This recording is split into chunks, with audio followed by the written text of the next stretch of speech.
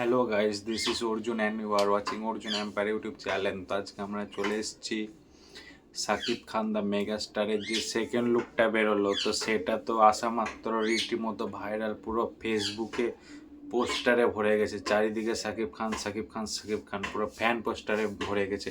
সাকিব খানের ফ্যান্সদের এতই ক্রেজ, পোস্টারটা জাস্ট ভালোই হয়েছে। পোস্টারটা আমি তো রিভিউ করেছিলাম, না দেখলে দেখে নেবেন আগের ভিডিওতে। মানে পুরো ভাইরাল হয়ে গেছে পোস্টারটা। মানে যদি কোনো ফ্যান বেস সব থেকে বেশি পাওয়ারফুল বা সব থেকে বেশি থাকে, সেটা হচ্ছে মেগাস্টার সাকিব খানের। তো মেগাস্টার সাকিব খানের পুরো ভরে গেছে ফেসবুকে, চারিদিকে ইউটিউব ফেসবুক সব ভরে গেছে এই পোস্টারটাই। সব থেকে বেশি বড় ফ্যান বেস হচ্ছে সাকিব খানের। তো আমরা চলে আসি, যেরকম সুনাম আছে সেরকম দুর্নাম তো হবে, আর মেগাস্টারকে নিয়ে হবে না তো কাকে নিয়ে হবে? তো যারা হেটার্স আছে তারা দেখছি কমেন্ট সেকশনে বা এদিক ওদিক পোস্ট করছে মিম বানিয়ে, যে সাকিব খানের যে গোপ যেটা আছে, তো সেটা নাকি অন্যান্য মুভি থেকে কপি করা। তো আপনাদেরকে বলে দিই, 2007 সালে সাকিব খান একটি মুভি করেছিল। তো ওই ওই মুভিতেও এই সাকিব খানের পুরো প্লেন মুখ ছিল আর গোপ ছিল। তাহলে সাকিব খান কি নিজের কপি করলো? না, এরকম কোনো ব্যাপার নাই। মানুষের গোপ থাকবে, তো গোপ থাকা মানে কি এরর কপি করা? সেরকম কোনো ব্যাপারই নাই। এখন মানুষের কপি কপি কপি, চারিদিকে কপি। আমাদের পশ্চিমবাংলা ইন্ডাস্ট্রিটা কপি।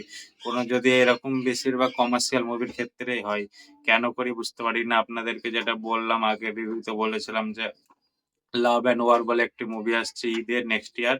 তো ওইখানটা করে বিকি কৌশল আছে, রণবীর কাপুর আছে। তো রণবীর কাপুরও ওই মুভিতে জাস্ট অনলি গোপ রেখেছে। তার মানে কি দ্য মেগাস্টার সাকিব খান রণবীর কাপুরের কপি করছে? না, সাকিব খান অলরেডি 2007 সালে এরকম একটা মুভিতে অনলি গোপ দিয়ে করে রেখে দিয়েছে। আমি আপনাদেরকে থাম্বনেল বা এডিট করে দেখিয়ে দেবো। ঠিক আছে। আর আপনার পুরো ভাইরাল হয়ে গেছে, পোস্টারটাও ভালো হয়েছে, অনেক গ্ল্যামার লাগছে মেগাস্টার শাকিব খানকে। আর যারা কপি বলছে তারা হচ্ছে আকার মূর্খ মূর্খ, মানে মাথা মুটে কিছুই জানে না, জীবনে কিছু করতে হয়নি, সাকিব খানের পেছনে লেগে থাকে। ফেসবুক তো ফ্রিতে পাওয়া যায়, মানে ফেসবুক মিম বানাই ছেড়ে দেয় সাকিব খানকে নিয়ে, যদি নিজেদের একটু রিচ বাড়ে সেই জন্য। আপনারা নিজেই বলুন, এই যে আমি একটা গ্রুপ রেখেছি এইভাবে, তাহলে কি আমি এর ওর কপি করছি? সেরকম কোনো ব্যাপার নাই। মানুষে একটা জিনিস রাখবে, তাহলে সেটা তার কপি কি করে হলো, তাই না? সব থেকে হাস্যকর ব্যাপার হচ্ছে যে একটা গোঁফ রাখাকে মানুষও বলছে কপি। তা এটা কপি কি করে সম্ভব? গোঁফ তো সবাই রাখে, তাহলে এটা কি কপি হয়? কপি কোনটাকে বলে? ফ্রেম টু ফ্রেম কোনোটাকে যদি টুকে দেয় তো সেটাকে বলে যে কপি। এটা কিভাবে কপি হচ্ছে? তো সাকিব খান যদি কপি করে থাকে, তাই 2007 সালে একটা মুভি করেছে, তাহলে সে তার নিজেরই মুভির কপি করেছে। বুঝতে পারছেন? যারা এগুলো করছে তাদের মাথায় কোনো সেন্স নাই, কিছু না, কমেন্টে মনে হয় বুড়বাক, পড়াশোনা করেনি, কিছু না। বুঝতে পেরেছেন? তো এরকম কপি সপির কোনো ব্যাপার নাই। শাকিব খানকে দেখতেও ভালো লাগছে, গ্ল্যামার লাগছে, দেখতে সুন্দর লাগছে। তিনি তো সুন্দরী, পারফরম্যান্সও অনেক ভালো দেয়।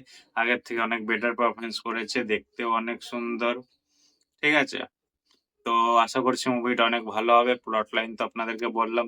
তো শাকিব খান একজন সোল্ডার ছিল, তো তিনি কোনো কারণে বিদ্রোহ করেছিল।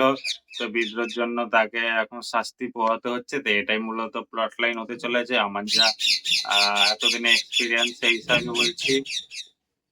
তো আমাদের বাড়িতে গাইস একটা টিয়া আছে, সবসময় চেঁচামেচি করে, সে জন্য আমি ঠিকঠাক করে শুটও করতে পারি না। ঠিক আছে, দেখুন আবার চিৎকার করছে। কি বলবো টিয়াটাকে বলবো আমি এখন শুট করছি, তুই গান কম কর। ঠিক আছে গাইস, পরে দেখা হবে আপনাদের সাথে আবার পরবর্তীকালে। ততক্ষণের জন্য আপনারা কি করবেন? কিছু করার দরকার নেই, চ্যানেলটাকে সাবস্ক্রাইব করে দিন। যতক্ষণ আমি রিটার্ন আসছি ততক্ষণের জন্য। তো পরবর্তী ভিডিওতে দেখা হচ্ছে, টাটা।